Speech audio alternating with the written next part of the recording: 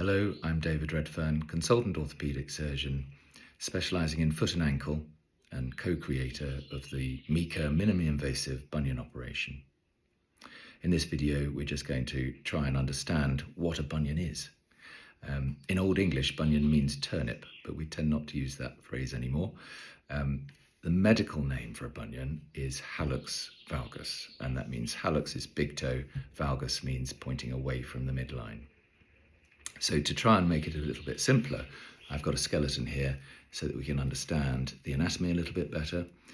So we have two bones within the big toe. There's the terminal phalanx, which sits underneath the nail.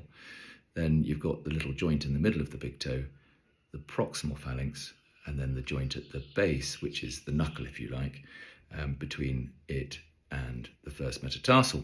The first metatarsal is important in terms of how a bunion develops because it's an inherited risk and it's very common, something like 20 to 30% of the population. And in those patients, the first metatarsal starts to drift inward like this.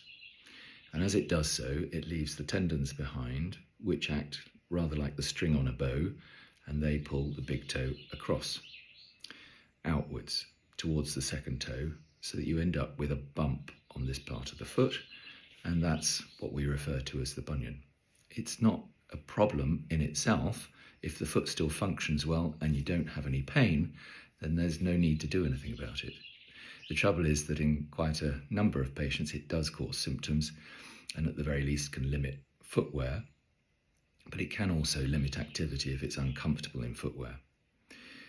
So that's a very basic understanding of what a bunion is, but it might help you understand that how we surgically correct that involves cutting and realigning the bones and putting them back in line with the tendons.